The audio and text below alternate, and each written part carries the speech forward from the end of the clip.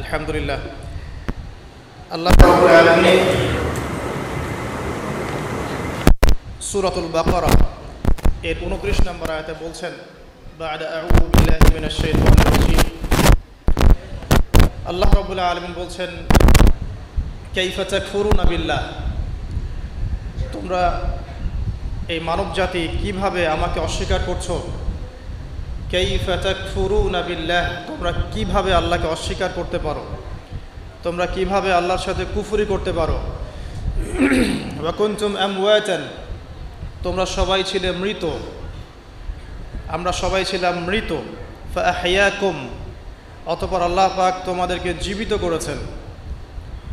সুম্মা ইউমীতুকুম, এই জীবনই শেষ জীবন নয়, এরপর তোমরা আবারও মৃত্যুবরণ করবে। সুম্মা ইউমীতুকুম সুম্মা ইউহয়ীকুম, মৃত্যুবরণের পর আবার তোমাদেরকে আমি জীবিত করব। সুম্মা ইলাইহি তুরজাউন, এবং অতঃপর তোমরা আমার দিকে, আল্লাহর দিকে ফিরে যাবে। সূরাতুল বাকারা এর 29 নম্বর আয়াতে আল্লাহ রাব্বুল আলামিন যা বলতে যাচ্ছেন তা হলো যে কিভাবে আমরা আল্লাহকে অস্বীকার করতে পারি, কিভাবে আমরা আল্লাহ রাব্বুল আলামিনকে অস্বীকার করতে পারি, তার অবাধ্য হতে পারি যখন আমরা ছিলাম মৃত।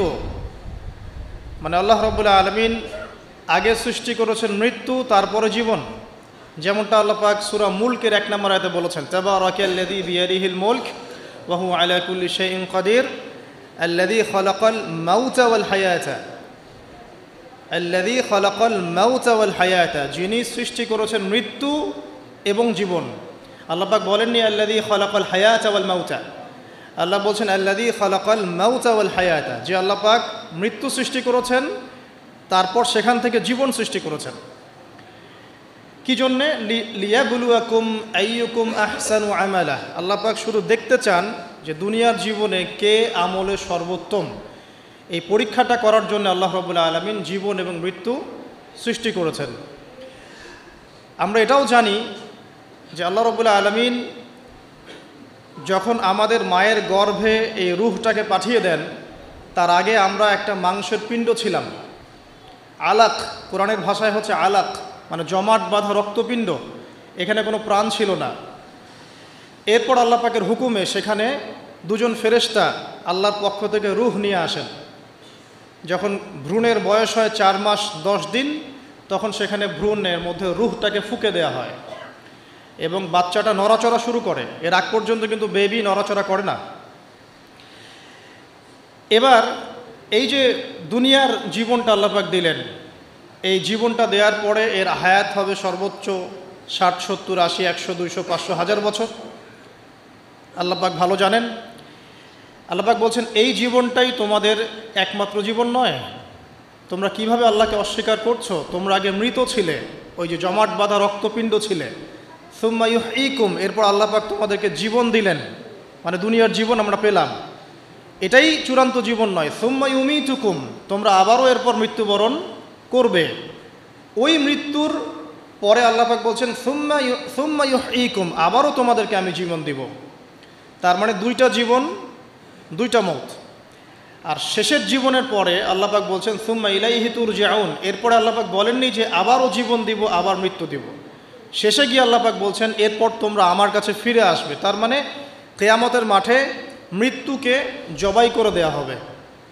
এটাও হাদিসে এসেছে, কিয়ামতের মাঠে যখন সমস্ত মানুষকে আল্লাহ পাক ওঠাবেন, হিসেব নিকেশ নেওয়া হবে এবং চুল ছেঁড়া বিশ্লেষণ করা হবে। যার ব্যাপারে নবী সাল্লাল্লাহু আলাইহি ওয়াসাল্লাম বলছেন, একটা শিংওয়ালা ছাগল যদি একটা শিং ছাড়া ছাগলকে গুঁতো দিয়ে থাকে অন্যায়ভাবে, কিয়ামতের মাঠে আল্লাহ পাক ওই শিংহীন ছাগলকে শিং দিয়ে বলবেন তুমি গুঁতা মেরে এখন প্রতিশোধ নাও। মানে বিচারটা এতটাই সূক্ষ্ম হবে। এরপর আল্লাহ পাক মৃত্যুকে হাজির করবেন একটা প্রাণীর রূপে, একটা পশু বা একটা প্রাণীর রূপে মৃত্যুকে ডেকে আনা হবে এবং একে জবাই করে দেওয়া হবে। মানে মৃত্যুকেও মৃত্যুবরণ করতে হবে। আমি কি বোঝাতে পারছি? এতে করে কি হবে? জান্নাতীদের উৎফুল্ল যে মেজাজ, যে খুশি, এটা আরও বেড়ে যাবে। কারণ তারা বুঝতে পারবে যে এরপরে আর কোনো মৃত্যু নাই, আমরা অনন্তকাল জান্নাতে থাকবো ইনশাআল্লাহ। আর যারা জাহান্নামী, তাদের আক্ষেপ, দুঃখ, কষ্ট, যন্ত্রণা আরও বেড়ে যাবে। কারণ তারা বুঝতে পারবে কাশ যদি মৃত্যু হতো জাহান্নামে আযাব ভোগ করে মরে যেতাম, মাটি হয়ে যেতাম। সূরা নাবার শেষের দিকে পড়ে দেখবেন, ইয়া লাইতানি কুনতু তুরাবা, হায় আমি যদি আজকে মাটি হয়ে যেতাম। ঠিক আছে, সূরা ফুরকানে আল্লাহ পাক বলছেন, তোমরা একটা মৃত্যুকে ডেকো না, বহু মৃত্যুকে ডাকতে থাকো। জাহান্নামীরা মৃত্যুকে ডাকতে থাকবে কিন্তু মৌত হবে না। তো মৃত্যুকেও মৃত্যুর স্বাদ গ্রহণ করতে হচ্ছে। আল্লাহ পাক সূরা বাকারা 29 নম্বর আয়াতে আমাদেরকে একটা জীবন এবং সৃষ্টি দর্শন দিয়েছেন। এখানে এটা হচ্ছে একটা সৃষ্টি দর্শন বা জীবন দর্শন বলতে পারি আমরা। কি সেটা? যে আমরা এখানে কেউ চিরস্থায়ী নই, আমরা একসময় পৃথিবীতে ছিলাম না, একসময় থাকবো না, মাঝখানে একটা সংক্ষিপ্ত সময় আমাদের হাতে আছে। এই সময়টুকুর মধ্যে আমাদের আসবে শৈশব, আমাদের কৈশোর, আমাদের যৌবন, আমাদের বার্ধক্য। এই সময়টুকুর মধ্যেই আমাদের পড়াশোনা, আমাদের রুজি রোজগার, আমাদের পরিবার, আমাদের ব্যবসা বাণিজ্য, আমাদের ইলমি অঙ্গন, আমাদের মুআমালাত, ঠিক আছে, আমাদের আমলের জিন্দেগি, এই সব কিছু এই সময়টুকুর মধ্যেই। লিনাবলুয়াকুম আইয়ুকুম আহসানু আমালা, আল্লাহ পাক এই সময়ের মধ্যে আমাদেরকে একটা পরীক্ষা করছেন যে আমরা আমলের দিক থেকে কে সর্ব উত্তম হতে পারে। এই আয়াতটাও খেয়াল করবেন, আল্লাহ পাক বলেননি যে আমলে কে ভালো, আল্লাহ পাক বলছেন লিনাবলুয়াকুম আইয়ুকুম আহসানু আমালা। আল্লাহ পাক বলছেন আমি দেখতে চাই আমলের শ্রেষ্ঠটাকে। যারা আরবি ব্যাকরণ বোঝেন তারা বুঝবেন, হাসান মানে হচ্ছে উত্তম, আহসান মানে সবচেয়ে উত্তম। যেমন কবির মানে বড়, আকবার মানে সবচেয়ে বড়, সগীর মানে ছোট, আসগর মানে সবচেয়ে ছোট। এখানে আল্লাহ পাক বলছেন আহসান, আল্লাহ পাক দেখতে চান যে আমলে আমাদের মধ্যে সর্বোত্তমকে। তো এই আয়াতটা প্রমাণ করে যে এভারেজ মুসলিম হলে চলবে না। মানে এভারেজ মুসলিম কে এটা দেখার জন্য আল্লাহ পাক আমাদেরকে সৃষ্টি করেন নাই। আল্লাহ পাক দেখতে চান আমাদের মধ্যে বেস্টকে, সবচেয়ে ভালোটাকে। তো ওই এভারেজ মুসলিম হওয়ার যে মানসিকতা আমাদের মধ্যে কাজ করে, যে নামাজ পড়বো 5 ওয়াক্ত, রোজা রাখবো রমজান মাসে, ঠিক আছে, যাকাত দিব ইত্যাদি, এতটুকু করব আমি জান্নাতে চলে যাব। আল্লাহ পাক কিন্তু এটা দেখতে চাচ্ছেন না যে কারা এভারেজ মুসলিম। লিনাবলুয়াকুম আইয়ুকুম আহসানু আমালা, আল্লাহ পাক দেখতে চান সবচেয়ে শ্রেষ্ঠকে আমলের দিক থেকে। তো এই আয়াতটা আমাদের মধ্যে একটা জীবন দর্শন ক্রিয়েট করে যে আমরা পৃথিবীতে এসেছি, চিরস্থায়ী নই, আমাদেরকে মৌতের স্বাদ গ্রহণ করতে হবে। অতএব এই সময়টুকুতে আমার কাজ কি? এখন প্রথম কাজ রবকে চিনা। প্রথম কাজ কি? রবকে চেনা। তো রবকে চেনার জন্য আল্লাহ পাক কি দিয়েছেন? কোরআন কথা বলুক, আমরা কথা বলার চাইতে কোরআনই কথা বলুক, কোরআনকে বলতে দেন। কোরআন বলছে বিসমিল্লাহির রহমানির রহিম, তোমার রবকে, মান রব্বুক, কুল হুয়াল্লাহু আহাদ, তোমার রব সেই আল্লাহ যিনি হচ্ছেন কি? এক, যিনি এক, লা শারীকা লাহ, তার কোনো শরীক নাই, ওয়া বিযালিকা উমিরতু, এবং এই আল্লাহ পাকের সাথে শরীক সাব্যস্ত না করে তার ইবাদত করার জন্য আল্লাহ পাক নবী রসুলদেরকে আদেশ করেছেন।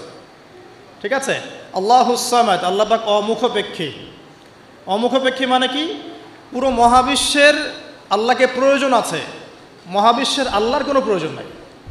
আমি কি বুঝতে পারছি? পুরো মহাবিশ্বের এক আল্লাহকে প্রয়োজন আছে। মহাবিশ্বের প্রতিটা সৃষ্টি আল্লাহর মুখপেক্ষী, কিন্তু আল্লাহ পাক কারো মুখপেক্ষী নন। যদি এই মহাবিশ্বের সমস্ত মাখলুক মিলে সেজদায় পড়ে যায়, আল্লাহ পাকের যে ইজ্জত, যে সম্মান, এটার এক চুল বাড়বেও না কমবেও না। আল্লাহ পাকের ইজ্জত যেমন, সম্মান যেমন, তেমনই থাকবে। একইভাবে পুরো মহাবিশ্বের সমস্ত মানুষ যদি আল্লাহর সাথে কুফরি করে, আল্লাহর বিধানের পরোয়া করে না, আল্লাহ পাকের হুকুম আহকামের পরোয়া করে না, আল্লাহর ইজ্জত, সম্মান, ক্ষমতার যাররা পরিমাণও কমে যাবে না। পুরো মহাবিশ্বের সমস্ত মাখলুক যদি একত্রিত হয়ে আল্লাহর কাছে চায় যে আল্লাহ আমাকে এইটা দাও, আমাকে ওইটা দাও, আমার এটা দরকার, আমার ওইটা দরকার, আল্লাহ পাক সবার চাহিদা যদি পূরণ করে দেন, আল্লাহর খাজানা থেকে যাররা পরিমাণ কমে যাবে না। তো আল্লাহুস সামাদ মানে এটা, আল্লাহ পাক অমুখাপেক্ষী। লাম ইয়ালিদ ওয়া লাম ইউলাদ, তিনি কাউকে জন্মও দেননি, কারো কাছ থেকে তিনি জন্মও নেননি। এই যে এখন একটা প্রশ্ন, এখন তো মুক্ত চিন্তার নামে আমরা নাস্তিকতাকে প্রমোট করছি আর কি, হ্যাঁ, বাক স্বাধীনতার নামে, যে কি আল্লাহকে কে সৃষ্টি করলো? আল্লাহ যদি সব সৃষ্টি করে থাকে, নাউজুবিল্লাহ, আল্লাহকে কে সৃষ্টি করলো? আল্লাহকে যদি কেউ সৃষ্টি করে থাকে তাহলে সে তো আল্লাহর স্রষ্টা হয়ে যাবে, তাই নয় কি? নাউজুবিল্লাহ। তাহলে এভাবে পিছনে যেতে যেতে তো একটা জায়গায় শেষ হতে হবে। একটা আমরা যখন ফিলোসফি পড়েছিলাম, একটা তত্ত্ব ছিল, তার নাম হচ্ছে কার্যকারণ তত্ত্ব।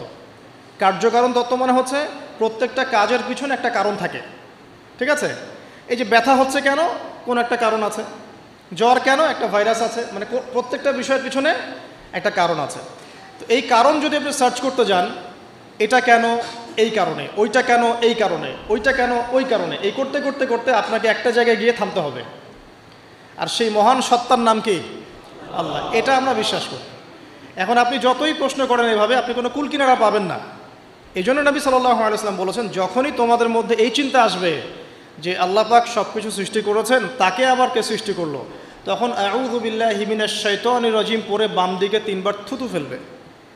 তাহলে শয়তানের ওয়াসওয়াসা তোমার মধ্য থেকে কেটে যাবে, কারণ শয়তান এই চিন্তাটা তোমার মধ্যে দিয়েছে। যেই শয়তান এই চিন্তা আপনার মধ্যে দিয়েছে, ওই শয়তান কিন্তু নাস্তিক নয়। আমি কোরআন থেকে প্রমাণ করছি, শয়তান কিন্তু আস্তিক। যখন শয়তানকে বের করে দেওয়া হচ্ছে জান্নাত থেকে, ওই যে সেজদা না করার কারণে, শয়তান বলেছে রব্বি আনজিরনি ইলা ইয়াউমি ইউবআসুন। শয়তান আল্লাহকে বলছে রব্বি, হে আমার রব, আনজিরনি, আমাকে অবকাশ দিন, ইলা ইয়াউমি ইউবআসুন, সেই দিন পর্যন্ত যেদিন সবাইকে পুনরুত্থিত করা হবে। মানে এখানে শয়তান আল্লাহকে রব বলে ডাকছে, বুঝতে পারছেন না? শয়তান আল্লাহকে বলছেন রব্বি, হে আমার রব। তাহলে শয়তান কি আস্তিক না নাস্তিক? অথচ শয়তান পৃথিবীতে এসে চ্যালেঞ্জ নিয়েছে যে সে পুরো মানব জাতিকে জাহান্নামে নিয়ে যাবে। আর আল্লাহ পাক বলছেন আমার মুখলেস বান্দাদের তুমি কোনো ক্ষতি করতে পারবে না। আবার শয়তান চ্যালেঞ্জ করছে, আমি ডান দিক থেকে আসবো, বাম দিক থেকে আসবো, সামন থেকে আসবো, পিছন থেকে আসবো, ওয়ালা তাজিদু আকসারহুম শাকিরিন।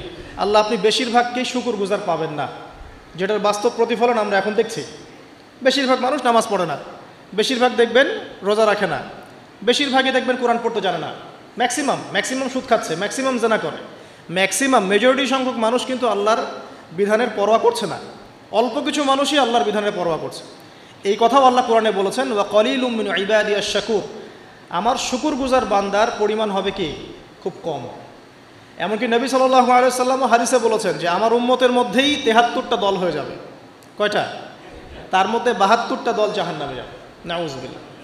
আর মাত্র একটা দল যাবে জান্নাতে, যার ব্যাপারে নবীজি বলছেন মা আনা আলাইহি ওয়া আসহাবি, আমি যার উপরে আছি এবং আমার সাহাবীরা যার উপরে আছে। মানে পৃথিবীর যে কোনো জায়গার মানুষ, যে কোনো দেশ, যে কোনো ভাষা, যে কোনো রং বর্ণ ইত্যাদি, তার ঈমান, তার আকীদা, তার আমল যদি নবী এবং সাহাবীদের সাথে মিলে যায়, ইনশাআল্লাহ তাআলা সে জান্নাতে যাবে। এটার জন্যে একটা দল খুলে সবাইকে ওই দলের ফর্ম পূরণ করতে হবে জরুরি না। এটা ঈমানের ব্যাপার, আকীদা আমলের ব্যাপার। যে কোনো জায়গার মানুষ যদি আল্লাহ এবং তার রাসূল এবং তার সাহাবীদের মানহাজ ফলো করে, ইনশাআল্লাহ তাআলা সে জান্নাতে যাবে। আল্লাহ পাক আমাদেরকে তৌফিক দান করুন, আমিন। তো এখানে বলছিলাম একটা বিষয়, যে জীবন দর্শন পাওয়ার পরে আপনাকে রবকে চিনতে হবে।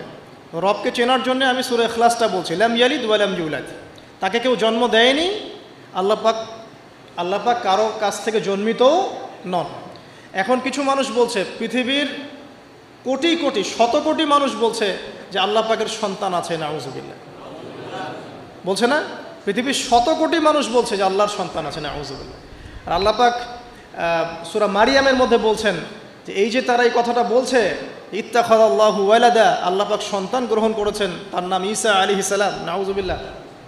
আল্লাহ বলছেন এই কথাটা যখন আসমানে উঠে, আমরা যখন কথা বলি তখন কথাগুলো বায়ুমণ্ডলে ছড়িয়ে পড়ে না? এই কথা যখন বায়ুমণ্ডলে ছড়িয়ে পড়ে, আসমানের দিকে ওঠে, তখন আসমান এবং জমিন লজ্জায়, অপমানে, কষ্টে ফেটে পড়তে চায় যখন এই কথাটা মানুষ বলে, ইত্তাখাযাল্লাহু ওয়ালাদা, নাউযুবিল্লাহ। তো দেখুন, বেশিরভাগ মানুষ কিন্তু বলছে যে আল্লাহর সন্তান আছে, নাউযুবিল্লাহ। আবার ইহুদি যারা, তারা বলছে ওজায়ের আলাইহিস সালাম আল্লাহর পুত্র, নাউযুবিল্লাহ। খ্রিস্টানরা বলছে ঈসা ইবনে মারিয়াম আল্লাহর পুত্র, নাউযুবিল্লাহ। এখন আমরা যে একটা কথা বলি না, যে বেশিরভাগ মানুষ যা বলবে সেটাই সঠিক, তাহলে কি এই বেশিরভাগ মানুষ যে বলছে আল্লাহর সন্তান আছে এটা সঠিক? তাহলে এখানে কিন্তু এই কনসেপ্টটা টিকছে না। বেশিরভাগ মানুষ যা বলবে তা সঠিক হবে তখনই যখন তাদের কথা কুরআন সুন্নাহর মানদণ্ডে হবে। যদি বেশিরভাগ মানুষ বলে হ্যাঁ সুদ হারাম, অবশ্যই হারাম, বিকজ কুরআন সুন্নাহ এটা হারাম করেছে। যদি বেশিরভাগ মানুষ বলে সুদ হালাল, আপনি কি করবেন? মানবেন? যদি বেশিরভাগ মানুষ বলে মদ হালাল, জিনা হালাল, হ্যাঁ, তাহলে এই যে একটা কনসেপ্ট চালু হয়ে গেছে আমাদের মধ্যে, এটা কিন্তু ডেমোক্রেসি না, এটা ডেমোক্রেসির ভুল ব্যাখ্যা। হ্যাঁ, বেশিরভাগ মানুষ এর কথা মতামত কখন গ্রহণযোগ্য হবে? যখন সেটা আল্লাহ পাকের ঐশী গ্রন্থের আলোকে হবে, তখন অবশ্যই নিঃসন্দেহে এটা গ্রহণযোগ্য হবে। কিন্তু যদি বেশিরভাগ মানুষ আল্লাহ এবং তার রাসূলের বিধানের বাইরে কথা বলে, হালাল করে দেয় মদকে, জেনাকে হালাল করে দেয়, আপনার এই যে পর্নোগ্রাফিকে হালাল করে দেয়, সুদকে হালাল করে দেয়, তাহলে কি আমরা হালাল মেনে নিব? যদি মেনে নেন তখন কিন্তু আপনি আল্লাহ পাকের সাথে শিরক করলেন। এটা সূরা তাওবার 31 নম্বর আয়াতে পড়ে দেখবেন। লাম ইয়ালিদ ওয়া লাম ইউলাদ, আল্লাহ পাক কাউকে জন্ম দেননি, কারো কাছ থেকে জন্মিতও নন। ওয়া লাম ইয়াকুল লাহু কুফুয়ান আহাদ, এটা আরও ম্যাসিভ। আল্লাহ পাকের সমতুল্য কিচ্ছু নাই। মানে কোনো কিছু যদি আপনার চিন্তায়ও আসে যে এটা আল্লাহর সমকক্ষ হতে পারে, নাউজুবিল্লাহ, সাথে সাথেই ওই কনসেপ্টটা বাতিল করতে হবে। কারণ আল্লাহ পাকের সমকক্ষ কিছু হতেই পারে না। কিছু মানুষ আছে মুসলিমদের মধ্যেও দেখা যায় যে আল্লাহ পাকের গুণ এবং আসমা ও সিফতগুলোকে মানুষের সাথে তুলনা করছে না? অনেকেই বলেছে যে আল্লাহ পাকের হাত এই যে আমাদের হাতের মতো, নাউজুবিল্লাহ, এইসব কথা বলা যাবে না। অনেকে বলেছে আল্লাহ পাকের পা মানুষের পায়ের মতো, আল্লাহ পাকের চেহারা মানুষের চেহারার মতো। অনেক ফিলোসফিক্যাল বই আমরা পড়েছি, এগুলোতে অনেক মানুষ এই কথাগুলো লিখেছে, এগুলো সম্পূর্ণ বাতিল আকিদা। লাইসা কামিসলিহি শাই, আল্লাহ পাকের মতো কিছুই নাই, কোনো কিছুই তার সাথে সাদৃশ্যর হওয়ার যোগ্য নয়। তো এখানে যদি কোনো মুসলিম এরকম আকিদা পোষণ করে থাকে, এটাও একটা বাতিল আকিদা হবে। সামনে আসেন, আল্লাহকে চিনতে হলে আপনাকে আরেকটা আয়াত আমি শোনাচ্ছি, ইনশাআল্লাহ এটা যথেষ্ট হবে। আল্লাহ রাব্বুল আলামিন বলছেন, আল্লাহ পাক, লা ইলাহা ইল্লাহু, আল্লাহ পাক তিনি যিনি ছাড়া কোনো ইলাহ নাই। আল্লাহু লা ইলাহা ইল্লা হুয়াল হাইয়ুল কাইয়ুম, তিনি হাই এবং কাইয়ুম, হাইয়ুন কাইয়ুম, চিরঞ্জীব চিরস্থায়ী। চিরঞ্জীব মানে কি? মানে যখন কিছু ছিল না আল্লাহ পাক ছিলেন, যখন কিছু থাকবে না আল্লাহ পাক থাকবেন। সময়ের ঊর্ধ্বে আল্লাহ রাব্বুল আলামিন, সময়ের চেয়ে অনেক ঊর্ধ্বে, বরং সময় তো আল্লাহই সৃষ্টি করেছেন, আর আমরা সবাই সময়ের মধ্যে পড়ে আছি। আমাদের এখানে দিন রাত যেমন আল্লাহ রাব্বুল আলামিনের কাছে এমন নয়, মোটেই এমন নয়, বরং কিয়ামতের দিনটাই হবে আল্লাহ পাকের হিসেবে আমাদের দিনের চেয়ে 50,000 বছরের সময়।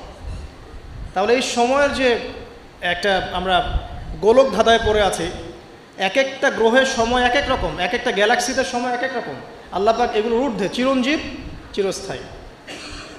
আপনারা যারা সায়েন্সে পড়েছেন, আপনারা ওই যে আইনস্টাইনের সূত্র পড়েছেন না, যে সময়ের আলোর বেগে যদি কোনো বাহন ছুটে মহাকাশে, তাহলে পৃথিবীতে দেখা গেল একজনের বয়স 25, ও মহাকাশে 25 বছর ঘুরে আসলো, এসে দেখেছে, আবার পৃথিবীতে এসে দেখলো তার ওই ভাই যার বয়স 25 ছিল তার বয়স এখন 50, কিন্তু ওই বেচারার বয়স কিন্তু 25ই থেকে গেছে।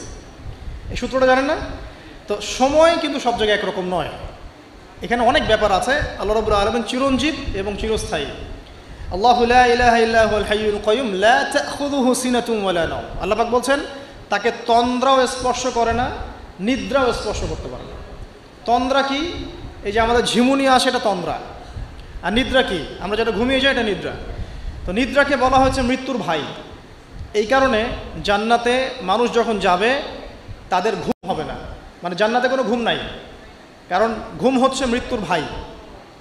তো আল্লাহ পাককে ঘুমও স্পর্শ করতে পারে না এবং ঝিমুনি তন্দ্রাও স্পর্শ করতে পারে না। এমন একটু চিন্তা করে দেখেন, এই লক্ষ কোটি বছর ধরে যে মহাকাশ চলছে সৃষ্টির পর থেকে, আল্লাহ রাব্বুল আলামিন একটা মুহূর্ত সময় কি রেস্ট নিয়েছেন? একটা জাররা পরিমাণ সময় কি তিনি রেস্ট নিয়েছেন? তাহলে সেই মহান সত্তা যিনি এক জাররা পরিমাণ সময়ও তার ক্লান্তিবোধ হয় না, তার কোনো ঘুম আসে না, তার কোনো তন্দ্রা স্পর্শ করে না, তা আমরা সেই আল্লাহর বান্দা হয়ে কি আল্লাহর বিধান বা তার আনুগত্যের বাইরে যাওয়া ঠিক হবে? এটা সহজ। আল্লাহকে চিনতে শিখুন। আল্লাহ পাক কে? আল্লাহ রাব্বুল আলামিন তো এমন একজন সত্তা যে আপনি সারাটা জীবন আল্লাহর বিপক্ষে চলেছেন, আজকে 2 রাকাত নামাজ পড়ে যদি তওবা করে ফিরে আসেন, ইমিডিয়েটলি আল্লাহ পাক আপনাকে মাফ করতে পারেন। আবার আপনি সারা জীবন ভালো কাজ করেছেন, শেষে গিয়ে এমন একটা কথা বললেন, এমন একটা কাজ করলেন, হতে পারে সেই কাজের জন্য আল্লাহ না করুক আপনার জাহান্নামের ফয়সালা হয়ে যেতে পারে, নাউজুবিল্লাহ। তো আল্লাহকে চিনতে শিখুন। তিনি আর রাজ্জাক, আপনার রিজিক দেন, জন্ম দিয়েছেন, সৃষ্টি করেছেন, পরিণত করেছেন, আমাদেরকে আকৃতি দিয়েছেন, আমাদের জান, আমাদের মাল, আমাদের ইজ্জত সম্মান, পরিবার, প্রতিপত্তি, সব কিছুর মালিককে? সব কিছুর মালিক আল্লাহ রাব্বুল আলামিন। এই কনসেপ্ট যার মনে ক্লিয়ার, ইনশাআল্লাহ তাআলা তার মনে লা ইলাহা ইল্লাল্লাহ ঠিক আছে। আর যার মনের মধ্যে লা ইলাহা ইল্লাল্লাহ ঠিক আছে, ইনশাআল্লাহ সে একদিন না একদিন জান্নাতে যাবে ইনশাআল্লাহ। আসুন সামনে যাই। লা তাখুযুহু সিনাতুন ওয়ালা নাওম লাহু মা ফিস সামাওয়াতি ওয়া মা ফিল আরদ। আসমান সমূহ, এখানে আসমান একটা আসমান বলা হয়নি, পুরো আসমান সমূহ এবং এই জমিনে যা কিছু আছে সব কিছু কার? আল্লাহ। আসমান সমূহটা বোঝেন। একদিন বলেছিলাম একটা এক্সাম্পল, যে এই পুরো মহাবিশ্বে পৃথিবীর অবস্থানটা কতটুকু। একটা সমুদ্রের কিনারায় যখন আপনি হাঁটবেন, বা আপনাদের যে এখানে কি নদী আছে, বালাসী, আচ্ছা, ওই চরের মধ্যেই মনে করেন আপনি হাঁটছেন, ওই চরের মধ্যে একটা বালুর কণার কি পরিমাণ দাম আছে বা কি পরিমাণ অবস্থান আছে? খুব বড় অবস্থান না? অবস্থানই নাই। এই পুরো মহাবিশ্বে পৃথিবীর অবস্থান তার চাইতেও কম।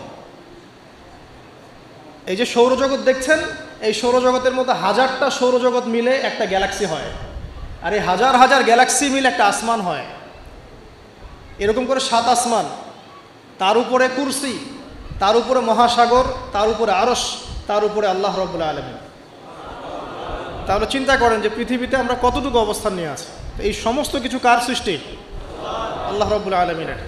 এখন সামনে আসেন, লাহু মা ফিস সামাওয়াতি ওয়া মা ফিল আরদ মান যাল্লাযী ইয়াশফাউ ইনদাহু ইল্লা বিইذনিহি। যার এত ক্ষমতা, যে আল্লাহ পাকের এত ক্ষমতা, আল্লাহ পাক বলছেন কে আছে যে তার অনুমতি ছাড়া আল্লাহর সামনে সুপারিশ করতে পারে? এখান থেকে আমাদের আকীদার পরিষ্কার হওয়া দরকার আছে না? আমরা তো অনেক সময় মনে করি যে পীর সাহেব ধরেছি বাস জান্নাতে চলে যাব, নাকি? আমল করার দরকার নাই। বায়াত হয়েছি বাস জান্নাতে চলে যাব, আমার আমলের দরকার নাই। এত সহজ না। আল্লাহ পাক বলছেন কে আছে যে আমার কাছে সুপারিশ করবে আমার অনুমতি ছাড়া? না, আল্লাহ পাকের অনুমতি না পেয়ে কেউ এই কাজ করতে পারবে না। আমরা জানি না রাসূল সাল্লাল্লাহু আলাইহি ওয়াসাল্লাম উম্মতের জন্য সুপারিশ করবেন। হ্যাঁ, শহীদগণ সুপারিশ করবে, এই যে হাফেজে কোরআন, আলেম, অনেক মানুষ, অনেক শ্রেণীর মানুষকে আল্লাহ পাক সুপারিশ করার এখতিয়ার দিবেন। কেন দিবেন? বিকজ আল্লাহ পাক তাদের আমলে সন্তুষ্ট এবং আল্লাহ পাক তাদেরকে সম্মানিত করবেন সবার উপরে। মনে করেন এখানে অনেক মানুষ আছে, এর মধ্যে একজনকে আপনি সবচেয়ে বেশি পছন্দ করেন, সে আপনাকে সন্তুষ্ট করেছে, তাকে সম্মানিত করতে চাচ্ছেন আপনি। এখন তাকে ডেকে নিয়ে আসলেন সবার সামনে, এনে আপনি যে ফুলের তোড়া উপহার দিলেন, মানে আপনি তাকে ভালোবাসেন, তাকে সম্মান করেন। এখন সে আপনাকে যদি কিছু বলে যে আমার অমুক ভাই আছে, সেও মাশাআল্লাহ এই পথে চেষ্টা করছে, আপনি তাকে একটু সুযোগ দেন, তখন আপনি কিন্তু ওকে সুযোগ দিবেন। এইটা সুপারিশ। মানে বিষয়টা হচ্ছে যে যখন আল্লাহ রাব্বুল আলামিন কিছু মানুষের উপর সন্তুষ্ট হবেন, তখন গিয়ে আল্লাহ রাব্বুল আলামিন তাদেরকে সুপারিশ করার এখতিয়ার দিবেন। কিন্তু আল্লাহ পাকের অনুমতি ব্যতীত এই কাজটা কেউ করতে পারবে না। এটা আমাদের কনসেপ্ট ক্লিয়ার থাকা উচিত। মান যাল্লাযী ইয়াশফাউ ইনদাহু ইল্লা বিইذনিহি ইয়ালামু মা বাইনা আইদিহিম ওয়া মা খালফাহুম। আল্লাহ পাক সেই সত্তা, আপনার রব সেই সত্তা যিনি সামনের এবং পিছনের খবর জানেন, মানে অতীত, বর্তমান, ভবিষ্যৎ সব জানেন। আদম আলাইহিস সালাম যা সৃষ্টি হওয়ার প্রথম দিন কি খেয়েছেন আল্লাহ পাক এখন জানেন। কথা বুঝতে পারছেন না? আমরা জানি? কোনো ইতিহাসের বই আমাদেরকে সলিউশন দিতে পারবে? জান্নাত জাহান্নামের ফয়সালা হয়ে যাওয়ার পরে, এটা বোঝেন, জান্নাত জাহান্নামের ফয়সালা হয়ে যাওয়ার পর জান্নাতীরা 100 কোটি বছর পরে কি খাবে, কি করবে, কি পড়বে, আল্লাহ পাক এই মুহূর্তে সেটা জানেন। ঠিক একইভাবে জাহান্নামীরা জাহান্নামে যাওয়ার 100 কোটি বছর পর তাদের কি আযাব হবে, কি পানিশমেন্ট দেওয়া হবে, ওদের অবস্থা কি হবে, আল্লাহ পাক এখনই সেটা দেখতে পারেন।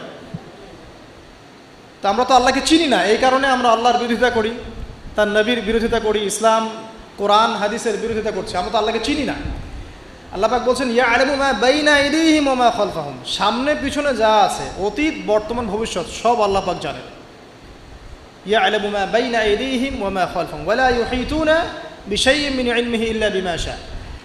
আল্লাহ পাকের যে মহা জ্ঞান, অসীম জ্ঞান, এই জ্ঞানটাকে কোনো কিছুই পরিব্যাপ্ত করতে পারে না। এই যে ইসলামের এগেনস্টে যত প্রশ্ন করা হয়, আল্লাহকে কে সৃষ্টি করলো, ইসলামে ওই বিধান কেন, হ্যাঁ পর্দা কেন, কেন বহুবিবাহ, কেন এইটা, কেন সেইটা, এই যে যত প্রশ্ন এখন করা হয় মুক্ত চিন্তার নামে, এটার একমাত্র কারণ কি জানেন? একমাত্র কারণ জ্ঞানের স্বল্পতা। কারণ তাদের ক্ষুদ্র জ্ঞান আল্লাহ পাকের বিশাল জ্ঞানকে পেনিট্রেট করতে পারে না। এই কারণে ওদের কাছে মনে হয় এইটা কেন, ওইটা কেন, এইটা কেন। এখানে বিষয়টা হচ্ছে যে মহান সত্তা পুরো মহাবিশ্ব সৃষ্টি করেছেন, নিঃসন্দেহে তার জ্ঞান আমার জ্ঞানের চেয়ে অনেক বেশি। এবং তিনি যে বিধানটা নাজিল করবেন, যা বলবেন, তার প্রতিটা অক্ষর নিঃসন্দেহে সত্য। এটা আমার বুঝে আসুক বা না আসুক, আমাকে আত্মসমর্পণ করতে হবে, এটা বুদ্ধিমানের কাজ। এর মধ্যে অনেক কিছুর ব্যাখ্যা আমি বের করতে পারবো, অনেক কিছু হয়তো পারবো না। যেটা পারবো সেটা আলহামদুলিল্লাহ, যেটা পারবো না ইনশাল্লাহ আগামীতে হয়তো সেটা বের হবে, হবে না? কোরআন দিয়ে প্রত্যেকটা যুগ এবং জিজ্ঞাসার জবাব দেওয়া হয়েছে না? এখন হয়তো ওয়ার্ল্ডে এমন নতুন নতুন কিছু মাসআলা এসেছে যেগুলো এখন পর্যন্ত আবিষ্কৃত হচ্ছে না, হয়তো সামনের দিনগুলোতে দেখবেন ঠিকই এগুলো আবিষ্কার হয়েছে। দেখবেন হয়তো কয়দিন পর যদি নাসা বলে যে হ্যাঁ জান্নাত জাহান্নাম বলে কিছু আছে আমরা দেখেছি, ওরা এখন বলছে না মহাবিশ্বে ওইখানে প্রাণ আছে, এই আছে সেই আছে, মানুষ বিশ্বাস করছে। কয়দিন পর যদি তারা এই কথাটা বলে তখন দেখবেন সারা বিশ্বের মানুষ বিনা বাক্যে বিশ্বাস করবে। তো যেটা আগামীতে হবে সেটা আল্লাহ পাক আগেই জানিয়ে দিয়েছেন। তো প্রকৃত মুসলিম এবং বুদ্ধিমান মুসলিম সে যে নিঃশর্তভাবে আল্লাহ পাকের এই বিধানগুলোকে মেনে চলে, এখানে কোনো প্রশ্ন করতে যায় না, কারণ সে জানে আমার জ্ঞানটা সসীম, আল্লাহ পাকের জ্ঞান অসীম। ক্ষুদ্র জ্ঞান কখনো আল্লাহর মহাজ্ঞানকে পেনিট্রেট করতে পারে না। এটা আল্লাহ পাক বলছেন যে আল্লাহর মহাজ্ঞানকে কোনো সত্তাই পরিবেষ্টন করতে পারবে না, ইল্লা বিমা শা, যতটুকু জ্ঞান তিনি দিতে চান এতটুকু বাদ দিয়ে, যতটুকু জানিয়েছেন এতটুকু বাদ দিয়ে আমরা জানি না। যেমন কিয়ামতের অনেক সাইনের কথা বলা আছে না, এক্স্যাক্টলি কোন দিনে কিয়ামত হবে কেউ বলতে পারবে না। আল্লাহ পাক যতটুকু চান এতটুকু আমরা জানি। ইয়ালামু মা বাইনা আইদিহিম ওয়া মা খালফাহুম ওয়া লা ইউহিতুনা বিশাইইন মিন ইলমিহি ইল্লা বিমা শা, এই যে ওয়াসিআ কুরসিয়ুহুস সামাওয়াতি ওয়াল আরদ। আল্লাহ পাক বলছেন এই মহাবিশ্বকে আল্লাহ পাকের কুরসিটা ঘিরে রেখেছে। এই কুরসি কিন্তু আরশ নয়, এই কুরসি পুরো মহাবিশ্বকে ঘিরে রেখেছে। এর উপরে আছে মহাসাগর, তার উপরে আছে আরশে আযীম। ঠিক আছে, ওয়াসিআ কুরসিয়ুহুস সামাওয়াতি ওয়াল আরদ ওয়া লা ইয়াউদুহু হিফযুহুমা ওয়া হুয়াল আলিয়্যুল আযীম। এবং এই পুরো মহাবিশ্বকে পরিচালনা করতে বা নিয়ন্ত্রণ করতে আল্লাহ পাকের যাররা পরিমাণও কোনো কষ্ট হয় না। তো এই হচ্ছে আপনার রব, যে রব আপনাকে সৃষ্টি করেছেন এবং দুনিয়াতে একটা হায়াত দিয়েছেন এবং আপনাকে তিনি মৃত্যু দিবেন, এরপর আবার পুনরুজ্জীবিত করবেন, তারপর বিচার ফয়সালা হবে, এরপর হয় জান্নাত না হলে জাহান্নাম। না, আপনি আপনার রবকে চিনতে শিখুন, তাহলে ইনশাআল্লাহ তাআলা এটা আপনার জন্য সহজ হবে আল্লাহর আনুগত্য করা, তার দাসত্ব করা। এরপর কি আল্লাহ পাক কি করলেন? আল্লাহ রাব্বুল আলামিন রবকে চিনতে শেখানোর পরে আমাদেরকে পৃথিবীতে পাঠিয়েছেন। পৃথিবীতে পাঠিয়েই কি আল্লাহ পাক আমাদেরকে ছেড়ে দিয়েছেন? না, আল্লাহ রাব্বুল আলামিন ঐশী গ্রন্থ নাজিল করেছেন এবং এই ঐশী গ্রন্থটাই হচ্ছে সত্য মিথ্যার চূড়ান্ত মানদণ্ড। এখন রবকে চেনার পরে আপনাকে চিনতে হবে সত্য কোনটা মিথ্যা কোনটা, কারণ আপনাকে জীবনে এখন চলার পথে অনেক কিছু ফেস করতে হবে। ফেস করতে গিয়ে হয় সত্যের পথে যাবেন, না হলে মিথ্যার পথে যাবেন। তাহলে আপনার আগে চেনার দরকার আছে কোনটা সত্য কোনটা মিথ্যা। এটার অ্যান্সারও কে দিবে? কোরআন দিবে। কোরআন বলছে সূরা কাহফের 29 নম্বর আয়াতে যে ওয়াকুলিল হাক্কু মির রাব্বিকুম, হে নবী মুহাম্মদ সাল্লাল্লাহু আলাইহি ওয়াসাল্লাম আপনি বলে দিন যে সত্য সেটাই, হক সেটাই যা আপনার রবের পক্ষ থেকে নাজিল হয়। সুবহানাল্লাহ। তার মানে যখন তাওরাত নাজিল হয়েছিল সেটাই হক ছিল, যখন জাবুর নাজিল হয়েছে ওটাই কিন্তু হক ছিল, ইনজিল নাজিলের সময় ইনজিল হক ছিল। এখন কোরআন নাজিল হয়েছে, কিয়ামত পর্যন্ত কোনো নবীও আসবেন না আর কোনো কিতাবও আসবে না।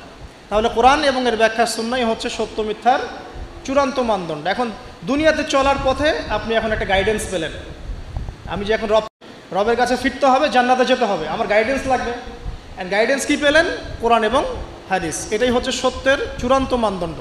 আল্লাহ পাক অন্য আয়াতে বলেছেন ওয়াকুলিল হাক্কু মির রাব্বিকুম ফালা তাকুনান্না মিনাল মুমতারিন, জেনে রাখো যে সত্য আল্লাহর পক্ষ থেকে আসে এবং তোমরা সন্দেহবাদীদের অন্তর্ভুক্ত হয়েও না। কোরআন সম্পর্কে আল্লাহ পাক এমন কথাও বলেছেন সূরা হামিম সিজদার মধ্যে, তানজিলুম মিন হাকিমিন হামিদ। এই কোরআন হচ্ছে এমন একটা সত্তার পক্ষ থেকে এসেছে যে সত্তা হচ্ছে প্রশংসিত এবং মহিমান্বিত। লা ইয়াতিহিল বাতিলু মিন বাইনি ইয়াদাইহি ওয়ালা মিন খালফিহি। কোরআন এমন একটা কিতাব যার ডান বাম সামন পিছন কোনো দিক থেকেই বাতিল তাকে স্পর্শ করতে পারে না। সুবহানাল্লাহ। তো আপনি একটা গাইডেন্স পেলেন যে কী ফলো করবেন আপনি। ঠিক আছে, আল্লাহ পাক এটা কিন্তু সূরা বাকারাতেও বলেছেন কুল নাহবিতু মিনহা জামিআ, তোমরা পৃথিবীতে নেমে যাও, ফাইম্মা ইয়াতিয়ান্নাকুম মিন্নি হুদান, তোমাদের কাছে আমার পক্ষ থেকে হেদায়েত আসবে, ফামান তাবিআ হুদায়া, যারা আমার হেদায়েত মেনে চলবে, ফালা খাউফুন আলাইহিম ওয়ালা হুম ইয়াহজানুন, তাদের কোনো ভয় নাই, কোনো দুশ্চিন্তাও নাই। ওয়াল্লাযীনা কাফারু ওয়া কাযযাবু বিআয়াতিনা, যারা কুফরি করবে এবং আমার আয়াতকে মিথ্যা প্রতিপন্ন করবে, উলাইকা আসহাবুন নার, এরা হবে জাহান্নামের অধিবাসী, হুম ফিহা খালিদুন। তাহলে আপনি গাইডেন্স কিন্তু পেয়ে গেলেন। কোত্থেকে আসবে গাইডেন্স? আল্লাহর পক্ষ থেকে। সর্বশেষ নবীকে মুহাম্মদ সাল্লাল্লাহু আলাইহি ওয়াসাল্লাম, সর্বশেষ গাইডেন্সটা কি? তাহলে কোরআন এবং এর ব্যাখ্যা কি হাদিস আছে না নাই? অনেকেই বলে কোরআনই যথেষ্ট, হাদিসের প্রয়োজন নাই। মূল কথা হচ্ছে এই যে এই কথার মধ্য দিয়ে আপনি কোরআনকে অস্বীকার করেছেন। আমি আপনাকে দেখাচ্ছি সূরা হাশরের 7 নম্বর আয়াতে আল্লাহ পাক বলছেন যে রাসূল যা দেন, ওয়ামা আতাকুমুর রাসূলু ফাখুযু, রাসূলুল্লাহ সাল্লাল্লাহু আলাইহি ওয়াসাল্লাম তোমাদেরকে যা দেন তোমরা সেটা গ্রহণ করো। ওয়ামা নাহাকুম আনহু ফান্তাহু, এবং রাসূল সাল্লাল্লাহু আলাইহি ওয়াসাল্লাম যা থেকে বিরত থাকতে বলেছেন বিরত থাকো। এই যে রাসূল যা দেন, রাসূল যা বিরত থাকতে বলেন, এটা কোথায় আছে? হাদিসে। তাহলে আপনি যদি হাদিস না মানেন তাহলে কোরআনের এই আয়াতটি ফলো করতে পারছেন না। এমন অনেক বিধান আপনি পাবেন যেগুলোর মূলনীতি কোরআনে দেয়া আছে, ব্যাখ্যা হাদিসে দেয়া আছে। আর আমাদের অনেকের একটা ধারণা যে কোরআন এবং হাদিস আলাদা আলাদা উৎস, আসলে এমনটা বিষয়টা নয়। কোরআন এবং হাদিস একই উৎস থেকে এসেছে, একই সত্তার পক্ষ থেকে আসা অভ্রান্ত সত্যের উৎস। ওয়ামা ইয়ানতিকু আনিল হাওয়া ইন হুয়া ইল্লা ওয়াহয়ুন ইউহা। আল্লাহ পাক বলছেন রাসূল সাল্লাল্লাহু আলাইহি ওয়াসাল্লাম নিজের মন গড়া কোনো কথাই বলেন না, তিনি সে কথাটাই বলেন যা আল্লাহ তাকে ওহী করেন। রাসূল যে বলেছেন এই যে দাড়ির কথা, টুপির কথা, এই যে আপনার পাগড়ির কথা, টাকলুর উপরে কাপড়ের কথা, এগুলোর মন থেকে বলেন নাই, নিজের ইচ্ছা থেকে বলেন নাই, আল্লাহ পাকের আদেশ এসেছে বলেই বলেছে। প্রতিটা কথাই আল্লাহর ওয়াহী। এই কারণে এখানে কোরআন এবং হাদিস দুটো শাস্ত্র হয়েছে, আলটিমেটলি দুটোই কিন্তু একই উৎস থেকে আসা। এখন আপনি গাইডেন্স পেলেন দুনিয়াতে কি কি ফলো করে চলবেন। এখন এই কোরআন এবং হাদিস কি হাতে ধরিয়ে দেওয়া যথেষ্ট? মানে কোরআনের একটা বই দিয়ে দিলাম, একটা হাদিসের বই দিয়ে দিলাম, বাস এখন জীবন চলেন, পারবেন? পারা যায় না। এটাকে এত সহজ? কোরআন ধরিয়ে দেওয়া হলো, হাদিস ধরিয়ে দেওয়া হলো, এখন আপনাকে বলা হলো আপনি চলেন, তাই কি হবে? হবে না। এই কারণে আল্লাহ রাব্বুল আলামিন শুধু হেদায়েত পাঠিয়েই ক্ষান্ত হন নাই, নবী রসুলও পাঠিয়েছেন। আমি কি বুঝতে পারছি? আল্লাহ পাকের দয়া দেখেন। এবং নবী রসুল পাঠাতে পাঠাতে কেউ বলে 1,24,000, কেউ বলে 2,24,000, তাই না? সংখ্যাটা যাই হোক না কেন, সর্বশেষ নবী হিসাবে আপনি পাচ্ছেন নবী মুহাম্মদ সাল্লাল্লাহু আলাইহি ওয়াসাল্লামকে। এবং এই নবী মুহাম্মদ সাল্লাল্লাহু আলাইহি ওয়াসাল্লামের মধ্য দিয়ে আল্লাহ পাক কোরআন সুন্নাহ আমল করিয়ে দেখিয়েছেন যে কীভাবে আমল করে জান্নাতে যেতে হবে। তাহলে আপনি রবকে চিনলেন, গাইডেন্স পেলেন, এবার রাসূলও পাচ্ছেন, একজন মুর্শিদ পাচ্ছেন, আপনি একজন পথ প্রদর্শক পাচ্ছেন। কাকে ফলো করবেন, কিভাবে ফলো করবেন? আল্লাহ পাক নামাজ পড়তে বলেছেন, যেভাবে ইচ্ছা সেভাবে নামাজ পড়তে পারবো না। রাসূল যেভাবে নামাজ পড়েছেন ওইভাবে পড়তে হবে। রোজা রাখতে বলেছেন, আমি কি ইচ্ছা মতো রোজা রাখতে পারবো? পারবো না। রাসূল যেভাবে রেখেছেন ওইভাবে রাখতে হবে। জাকাত দিতে বলেছেন, আপনি কি যা ইচ্ছা তাই জাকাত দিবেন? রাসূল যেভাবে দিয়েছেন সেইভাবে দিবেন। ঠিক এভাবেই আপনার জীবনের প্রতিটা কাজ, একদম ঘুমানো থেকে শুরু করে ঘুম থেকে ওঠা, ইস্তেঞ্জা করা, খাওয়া দাওয়া করা, কাপড় পরা, নামাজ পড়া, জিকির করা, আপনার তাসবিহ তাহলিল তিলাওয়াত, ইলম অর্জন করা, আমল করা, আর কি বলবো, এই যে আপনার ব্যবসা, আপনার চাকরি, আপনার এই যে সমাজ পরিচালনা, রাষ্ট্র পরিচালনা, সব কিছুর একটা গাইডেন্স দেয়া আছে। কোরআন সুন্নাহয় গাইডেন্স আছে এবং সেটাকে প্র্যাকটিক্যালি আমল করে কে দেখিয়েছেন? রাসূলুল্লাহ সাল্লাল্লাহু আলাইহি ওয়াসাল্লাম এবং তার সাহাবীগণও তাকে ফলো করেছেন। এই যে আপনি এখন গাইডেন্স পেয়ে গেলেন, ব্যাস আপনার দুনিয়ার জীবনটা চলাটা কি হলো? সহজ হলো। এখন যদি কোনো ব্যক্তি তার জীবনের 24টা ঘন্টাকে রাসূলুল্লাহ সাল্লাল্লাহু আলাইহি ওয়াসাল্লামের সুন্নাহ মতো ঢেলে সাজায়, ইনশাআল্লাহ তাআলা সে অবশ্যই জান্নাতে যাবে ইনশাআল্লাহ। এবং সে ইনশাআল্লাহ হাউজে কাউসারের পানিও পাবে, রাসূলের সুপারিশও পাবে, অনন্তকাল সে জান্নাতে চিরস্থায়ী হবে ইনশাআল্লাহ। এখন আপনি পাচ্ছেন এখানে রবকে চেনার দর্শন, আপনি কোরআনে পাচ্ছেন এই যে গাইডেন্সের দর্শন, আপনি পাচ্ছেন একজন পথ প্রদর্শকের দর্শন, আরও পাবেন আপনি এখানে কি পাচ্ছেন? ব্যক্তি দর্শনও পাবেন। গাইডেন্স দেওয়া আছে, রাসূলকে পাঠানো হয়েছে। এখন আপনার আমার দায়িত্ব কি? একটা আয়াত আপনাকে জবাব দিবে, মাত্র একটা আয়াত বলছে। সূরাতুল আল ইমরানের 102-3 নম্বর আয়াত পড়ে দেখেন। 102 নম্বর একটা পড়েন, আল্লাহ পাক বলছেন, ইয়া আইয়ুহাল্লাযীনা আমানু, হে মুমিনগণ, ইত্তাকুল্লাহ। এখন আপনাকে আমাকে ইন্ডিভিজুয়ালি বোঝানো হচ্ছে, সব বাদ দাও, এখন আপনি আমি চিন্তা করব। ইত্তাকুল্লাহ, তুমি আল্লাহকে ভয় করো। হে মুমিনগণ, তোমরা আল্লাহকে ভয় করো, ব্যক্তিকেন্দ্রিক। ইত্তাকুল্লাহ হাক্কা তুকাতিহি, এমনভাবে ভয় করো যেভাবে ভয় করা দরকার, মানে পরিপূর্ণ তাকওয়া অবলম্বন করো। ওয়ালা তামুতুন্না ইল্লা ওয়া আনতুম মুসলিমুন, পরিপূর্ণ মুসলিম বা মুসলমান না হয়ে তোমরা মৃত্যুবরণ করো না। এই যে ব্যক্তি দর্শন পাচ্ছেন আপনি এখন। না, আমাকে কি করতে হবে? আমাকে এখন পরিপূর্ণ মুসলিম হতে হবে। হতে হলে কি করতে হবে? রবকে চিনতে হবে, চিনলাম। গাইডেন্স পথ প্রদর্শক লাগবে, পেলাম। আমার কিতাব লাগবে, পেলাম। ওর ব্যাখ্যা লাগবে, পেলাম। এবার আমি ব্যক্তি দর্শনও পেলাম যে আমাকে এখন নিজেকে মুসলিম হতে হবে। মানুষের কথা পরে, আমার পরিবার পরে, আমার রাষ্ট্র পরে, আমার সমাজ পরে, আগে আমি, সবার আগে আমি নিজে। কারণ আমাকে আমার রবকে ফেস করতে হবে একা একা। আল্লাহ পাক সূরা মারিয়ামে বলেছেন, এই পৃথিবীতে যত মানুষ আছে এরা সবাই একা একা একজন একজন করে আল্লাহর কাছে হিসাব দিবে। একসাথে 10 জনের হিসাব দিবে না। চিন্তা করতে পারেন পৃথিবীতে কত কোটি মানুষ চলে গেছে, আর কত কোটি মানুষ আছে, আর কত কোটি মানুষ আসবে। সবার হিসেব হবে একা একা, একজন একজন করে।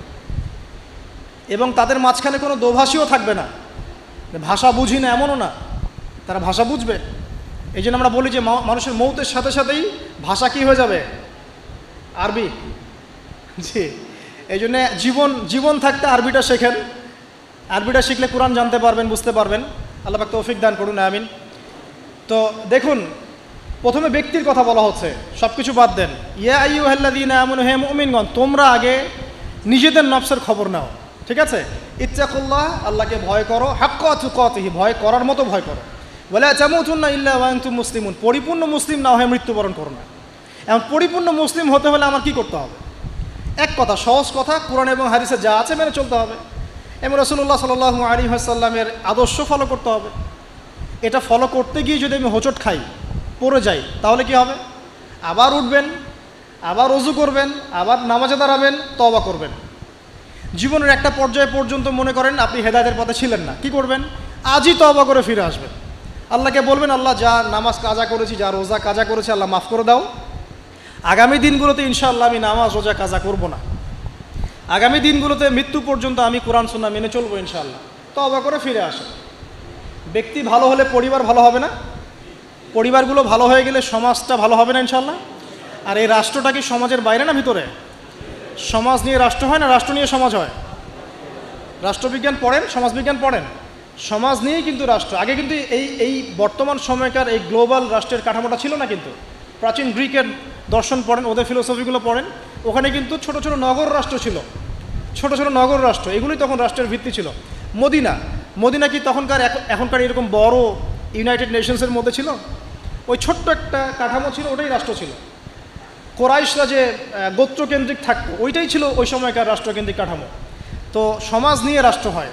সো এখানে আমরা যদি সমাজের মানুষ ঠিক না হয়, শুধু উপরের দিকে আঙ্গুল তুলে কোনো লাভ হবে না। কারণ এই মানুষগুলো তো আসমান থেকে টপকে পড়ে নাই, এই মানুষগুলো সমাজ থেকে উঠে আসছে। তো এই জন্য ব্যক্তির কথা আল্লাহ পাক আগে বলছেন যে তোমরা আগে নিজেরা পরিপূর্ণ মুসলমান না হয়ে মারা যেও না। আর সূরা মাইদা আল্লাহ পাক বলছেন, ইয়া আইয়ুহাল্লাযীনা আমানু, হে মুমিনগণ, আলাইকুম আনফুসাকুম, তোমরা নিজেরা নিজেদের নফসের খবর আগে নাও। লা ইয়াদুররু মান দাল্লা ইন ইহতাদাইতুম, তোমরা যদি হেদায়েতের উপর থাকো, যারা পথভ্রষ্ট হয়ে গেছে, এই পথভ্রষ্টতা তোমাদের কোনো ক্ষতি করবে না। কেউ যদি পথভ্রষ্ট হয়ে যায়, আপনার কোনো সমস্যা নেই, আপনি আগে নিজে ঠিক হন, পরে আপনি তাকে ঠিক করতে যাবেন যখন আপনি তার যোগ্য হবেন। তখন এমন জামানার কথা নবীজি বলেছেন সাল্লাল্লাহু আলাইহি ওয়াসাল্লাম, যেই জামানায় আমানত থাকবে না, সত্য মিথ্যা হয়ে যাবে, মিথ্যা সত্য হয়ে যাবে, ন্যায় অন্যায় হবে, অন্যায় ন্যায় হবে, হক বাতিল হবে, বাতিল হক হয়ে যাবে। এই জামানার কথা নবীজি বলছেন। তখন সাহাবী জিজ্ঞাসা করছেন যে ওই সময় আমি কি করব? ইয়া রাসূলুল্লাহ, নবী সাল্লাল্লাহু আলাইহি ওয়াসাল্লাম বলছেন, ওই সময় তুমি তোমার নিজের নফসের খবর নাও। তুমি নিজে ঘরে থাকো, বিনা প্রয়োজনে ঘরের বাইরে যেও না, মানুষের সাথে কম মেলামেশা করো, বেশি কথা বলতে যেও না, বাসায় থাকো এবং নিজের পাপের জন্যে ক্রন্দন করতে থাকো, ইনশাআল্লাহ আল্লাহ পাক তোমাকে মাফ করে দেবে। তো ওই রকম জামানা কি এখন আসে নাই? বুঝতে পারেন না পরিবেশ পরিস্থিতি দেখে? তো এখানে আমাদের সবার আগে কর্তব্য হচ্ছে নিজেকে ঠিক করা, নিজের যত্ন নেওয়া, নিজের নফসের যত্ন নেওয়া। তারপর কি, যখন আমি পরিপূর্ণ মুসলিম হব ইনশাআল্লাহ, এরপরে আপনি চলে যাবেন আপনার শিক্ষা ক্ষেত্রে, তাই না? আপনি শিক্ষা দর্শনে যাবেন। এখানে আপনি কি শিখবেন? আমি সবসময় বলি, আপনারা যেখানে পড়াশোনা করছেন সেগুলো পড়বেন, কোনো সমস্যা নেই, কিন্তু আপনাকে কোরআন এবং হাদিসের কিছু বেসিক নলেজ অর্জন করতে হবে। এই জন্য আমি কিছু সাবজেক্টের কথা বলি, যে কোরআন আপনাকে জানতে হবে, আরবি ব্যাকরণ একটু টুকটাক পড়াশোনা করতে হবে, তাফসিরের কিছু বই পড়বেন, হাদিসের কিছু ক্লাসিক্যাল বই পড়বেন, পাশাপাশি আপনি ইসলামের ইতিহাস পড়বেন, ইসলামিক অর্থনীতি পড়বেন, হ্যাঁ, জিওপলিটিক্যাল বইগুলো পড়বেন। এভাবে সাবজেক্ট ওয়াইজ আপনি পড়াটাকে ভাগ করে নেবেন। এমন না আপনি মেডিকেল সায়েন্সের পড়া বাদ দিয়ে এসে এখানে মাদ্রাসায় ভর্তি হয়ে যাচ্ছেন, এটা সবাই এটা পারবেও না, সবার এটার প্রয়োজনও নাই। সব সেকশনেই মানুষ দরকার আছে, প্রতিটা সেকশনে ভালো মানুষের দরকার আছে। অর্থাৎ সবাইকে আলেম বক্তা দায়ী হতে হবে জরুরি না। আপনি যেখানে পড়াশোনা করছেন সেটাই করবেন, কিন্তু বেসিকটা ঠিক করবেন, কোরআন সুন্নাহর বেসিক পড়াশোনাটা করবেন। এই হলো আপনার শিক্ষা দর্শন। তাহলে আপনার শিক্ষা দর্শন হবে কি? ওহির জ্ঞানটা শিখতে হবে। ইকরা বিসমি রব্বিকাল্লাযী খলাক, আপনি পড়ুন আপনার সেই রবের নামে যিনি আপনাকে সৃষ্টি করেছেন। মানে আপনাকে সেই জ্ঞান অর্জন করতে হবে যা আপনাকে আপনার সৃষ্টিকর্তা পর্যন্ত পৌঁছায় দিবে ইনশাআল্লাহ। ঠিক আছে? এমন জ্ঞান অর্জন করতে যায়েন না যেই জ্ঞান অর্জন করলে আপনি সৃষ্টিকর্তা থেকে দূরে সরে যাবেন, এই জ্ঞান অর্জন করতে যায় না। এবার আসেন, আপনি মুসলিম হচ্ছেন, ইলম অর্জন করছেন, এবার কি লাগে? রিজিক লাগে, তাই না? খাবার দাবার চলতে হবে, পৃথিবীতে আমাকে চলতে হবে। এখন চলার জন্য আপনার রিজিক লাগবে, হয় ব্যবসা বা চাকরি বা অন্য কোনো সেক্টর, আপনাকে চলতে হবে। এখানে কি ইসলাম কোনো কথা বলে নাই? অবশ্যই বলেছে। কোরআন এখানে কি বলছে? আমাদেরকে অর্থনীতির কি দর্শন দিচ্ছে কোরআন। আল্লাহ পাক সহজ সরল কথা বলছেন যে ইয়ামহাকুল্লাহু রিবা ওয়া ইউরবিস সাদাকা। দেখো, অর্থনৈতিক জীবনে চলার ক্ষেত্রে রিবা থেকে বেঁচে থাকবে, কারণ রিবা বা সুদ তোমার সম্পদটাকে সংকুচিত করে ফেলবে, আর সদকা, দান, জাকাত এটা তোমার সম্পদকে বৃদ্ধি করতে থাকবে। কথা কি বুঝতে পারছেন? তার মানে ইসলামিক অর্থনীতি একটা ভিত্তি পেলাম, জাকাত, দান, সাদাকা। ঠিক আছে? আর রিবা থেকে দূরে থাকতে আল্লাহ পাক আরও বলছেন যে ফাআহাল্লাল্লাহুল বাইআ ওয়া হাররামার রিবা। আল্লাহ পাক ব্যবসাকে হালাল করেছেন, রিবাকে কি করেছেন? হারাম। তার মানে আপনি একটা গাইডেন্স পেলেন, আপনাকে ব্যবসা করতে হবে, আপনাকে সুদে যাওয়া যাবে না। আপনি ব্যবসা করেন কোনো সমস্যা নাই, বাট সুদে গেলে প্রবলেম। এই ব্যাপারে আল্লাহ পাক আরও বলছেন ইয়া আইয়ুহাল্লাযীনা আমানু হে মুমিনগণ ইত্তাকুল্লাহ, আল্লাহকে ভয় করো, ওয়া যারু মা বাকিয়া মিনার রিবা, তোমরা সুদের অবশিষ্ট সব অংশগুলো ছেড়ে দাও, সুদের লভ্যাংশগুলো ছেড়ে দাও, চক্রবৃদ্ধি হারে সুদ খেও না। ওয়াইল্লাম তাফআলু, তোমরা যদি এটা না ছাড়ো তাহলে ফাযরু বিহারবি মিনাল্লাহি ওয়া রাসূলি, তাহলে আল্লাহ এবং তার রাসূলের সাথে যুদ্ধের ঘোষণা শুনে রাখো। তো এখানে আপনি জীবনে চলার পথে রিজিকের আপনি গাইডেন্স পেলেন। ব্যবসা করবেন আলহামদুলিল্লাহ, চাকরি করবেন আলহামদুলিল্লাহ, আপনি দান সাদকা করবেন, যাকাত দিবেন, এগুলো সব পারমিটেড। কিন্তু আপনি রিবায় যেতে পারবেন না, মজুদদারি, কালোবাজারি, দুর্নীতি এগুলোতে যেতে পারবেন না, এটা প্রহিবিটেড। মাপে কম দিতে পারবেন না। মানে আল্লাহ পাক আপনাকে জীবনে চলার পথে রিজিকের সোর্সের ব্যাপারেও গাইডেন্স দিলেন কোরআন থেকে। ঠিক আছে? তো এখানে আমরা ইনশাআল্লাহ তাআলা যারা সুদের সাথে সম্পৃক্ত আছি আজকে তওবা করে ফিরে আসবো ইনশাআল্লাহ। কারণ আপনার তাকদিরে যে রিজিকটা আছে, এই রিজিক না শেষ করে আপনি পৃথিবী থেকে বিদায় নেবেন না। আপনার জন্য চয়েস দুইটা, এই রিজিকটা কি আপনি হারাম পথে যাচ্ছেন নাকি হালাল পথে যাচ্ছেন।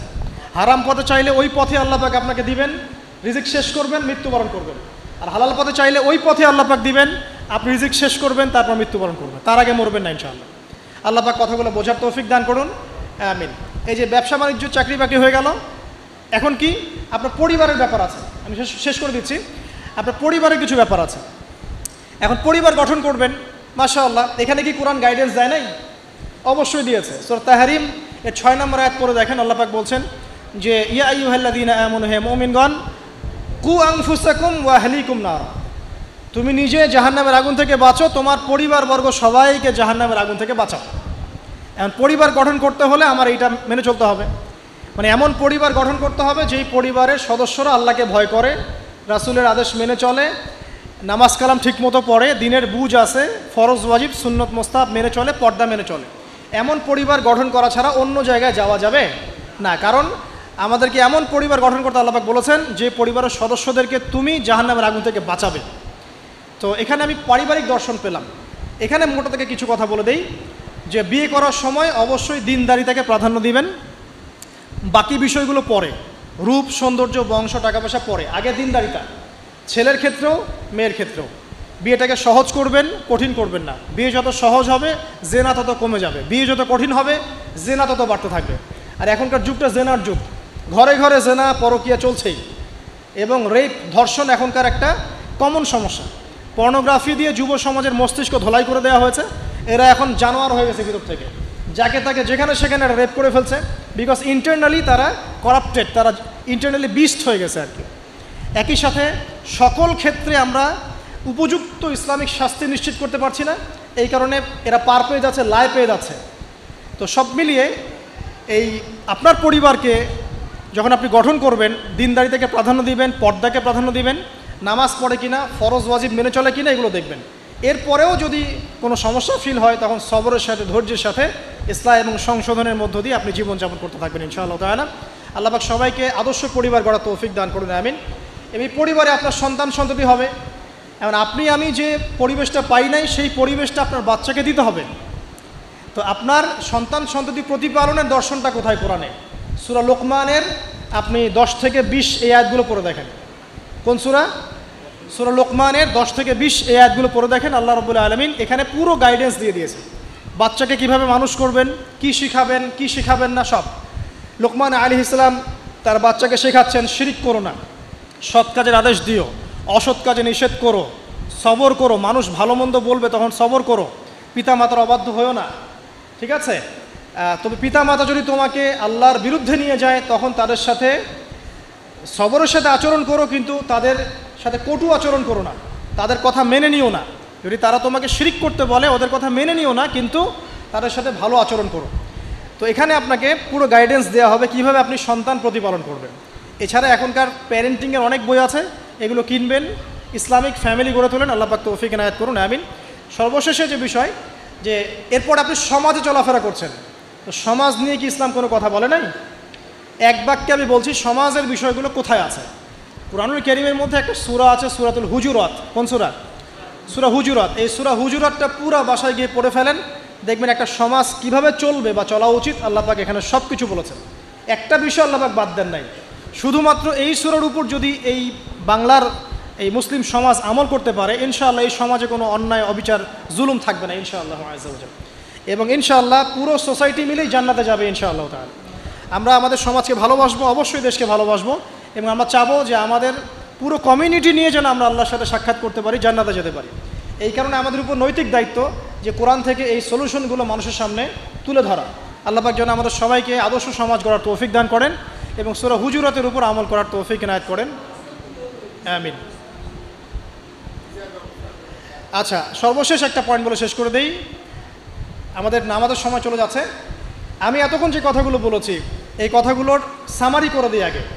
প্রথমে আমি আপনাকে বলেছি যে এই জীবনে আমরা চিরস্থায়ী নই, মৃত্যুবরণ করতে হবে। সো আমাদের হাতে সময় আছে হায়েস্ট 50, 60, 70 বা 100 বছর। এই সময়টুকুতে আমি কিভাবে আল্লাহর পথে চলবো, আল্লাহ পাক একা ছেড়ে দেন নাই। আমরা রবকে চিনেছি আয়াতুল কুরসির মধ্য দিয়ে, সূরা ইখলাসের মধ্য দিয়ে। সেই রবের দাসত্ব করব কিভাবে, আল্লাহ পাক দিয়েছেন কোরআন এবং এর ব্যাখ্যা হাদিস, এটা ফলো করব।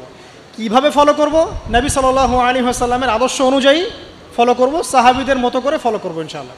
এরপর কি হবে?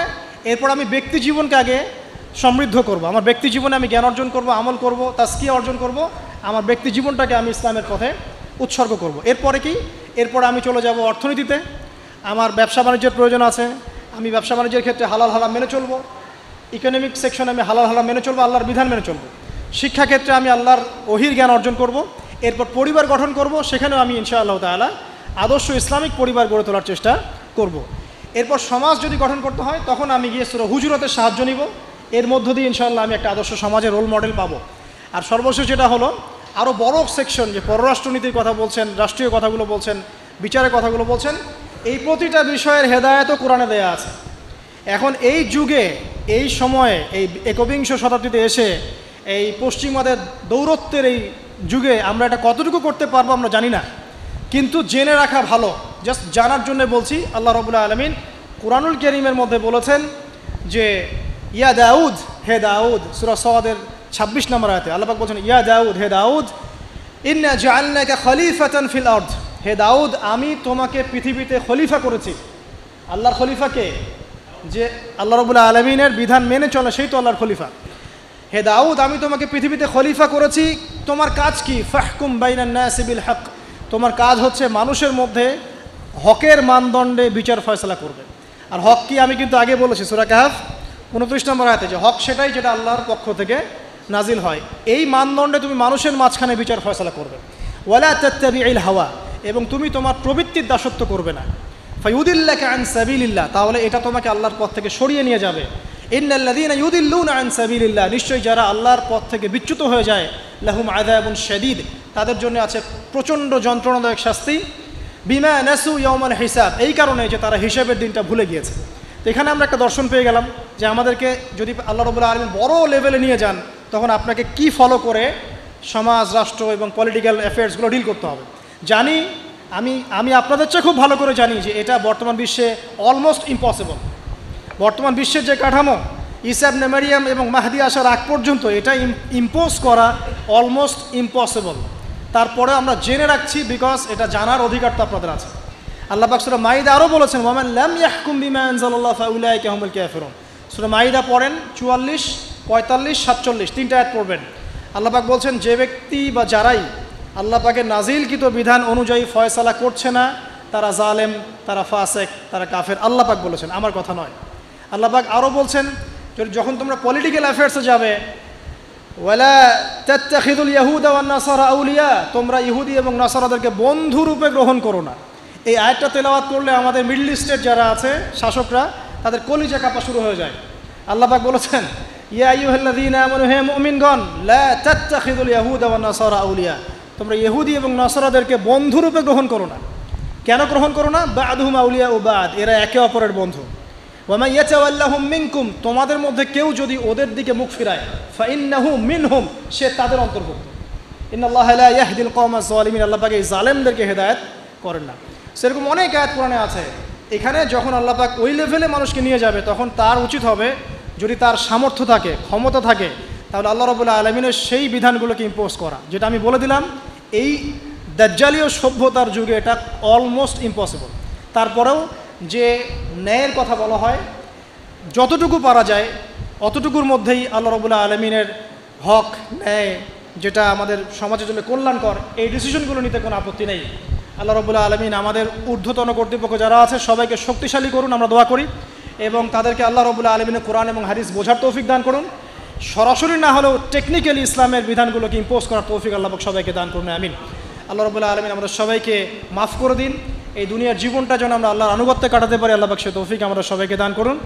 এবং আমরা আরও বলছি যে আল্লাহ রাব্বুল আলামিন আমাদেরকে কোরআন সুন্নাহর জ্ঞানী হওয়ার তৌফিক দান করুন, বেশি বেশি করে আমল করার তৌফিক দান করুন, আদর্শ ইসলামিক পরিবার গড়ার তৌফিক দান করুন। পাশাপাশি আমাদেরকে যা রিজিকের সমস্যায় ভুগছি, হালাল রিজিকের সোর্স যাদের জুটছে না, আল্লাহ পাক এই বেকারত্ব দূর করে দিন এবং হালাল রিজিকের পথ প্রশস্ত করে দিন, আল্লাহুম্মা আমিন। আমাদের সমাজটাকে আল্লাহ রাব্বুল আলামিন কোরআনের কাঠামোতে গড়ে তোলা তৌফিক দান করুন, এবং আল্লাহ পাক আমাদের ঊর্ধ্বতন কর্তৃপক্ষ যারা আছে সবাইকে শক্তিশালী করুন, যাতে করে তারা ইসলামের কল্যাণে কাজ করতে পারেন, আমিন। সুবহানাকা আল্লাহুম্মা বিহামদিকা, আশহাদু আল্লা ইলাহা ইল্লা আনতা, আস্তাগফিরুকা ওয়া আতুবু ইলাইক। আসসালামু আলাইকুম ওয়া রাহমাতুল্লাহি ওয়া বারাকাতুহু। যারা সুন্নত পড়েন নাই, সংক্ষিপ্ত করে 2 রাকাত সুন্নত পড়ে নেন, ইনশাআল্লাহ আমরা সুন্নতের পর খুতবা দিয়ে নামাজ শুরু করব।